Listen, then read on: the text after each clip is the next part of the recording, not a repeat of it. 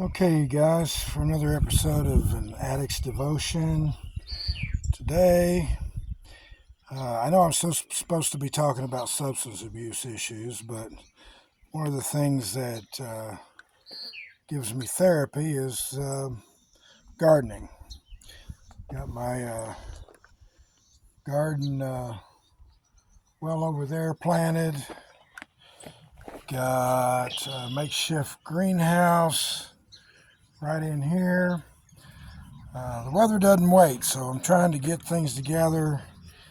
And right now, what I want to do is have me some tomato plants that'll grow after the garden's done. I took some classes in horticulture actually at Miami Correctional Facility here in Indiana. But a couple of things that I didn't know. Number one, this one needs a little water. Number one is that all tomato plants are perennials. You know the difference between a perennial and an annual. Annuals live for 1 year and then they're done. You got to seed them and replant them again. Tomatoes are not that way. They originated in South America and they grew all year round. So my hopes is I ordered these off of Amazon, these 5-gallon nylon grow bags that you see here. And my goal is to grow them in the greenhouse as long as I can, get them into the fall, maybe into November, and then hopefully, if nothing else, take them in the house, put them under a grow light.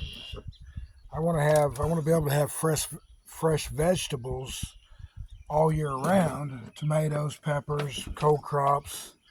I just don't think my greenhouse is good enough that it'll allow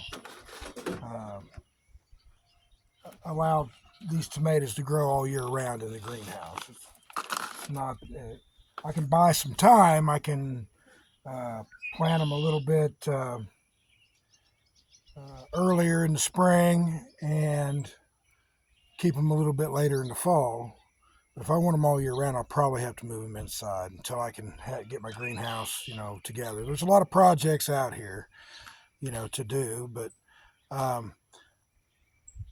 the second thing I learned, not only are they perennials, but if you want a better root system, you just pick these lower leaves off.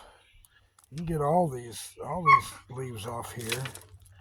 I've got a couple plants tied together here, but we're going to plant them together anyway. But pull all these lower limbs off, and in each one of these nodules, we'll build the root system up. Instead of just here, we'll build it up. We'll double it. So I've put my soil. I went to the local do-it-yourself center and bought a bobcat load of topsoil. I certainly can't afford to buy all potting soil or Miracle-Gro, but I'm going to show you what I'm going to do here. I'm going to plant this, get this covered up a little extra deep, put a little more soil in there. My horticulture teacher, he wouldn't let me call it dirt. He says it's not dirt till it's on the ground or on your shoes and you wipe your feet. Till then, it's soil. Now I've got some Miracle-Gro here, feed packet. I don't have the feeder, but what I do is just take about a teaspoonful of this, or I'll guess on the light side rather than the heavy side. But I'm going to put this.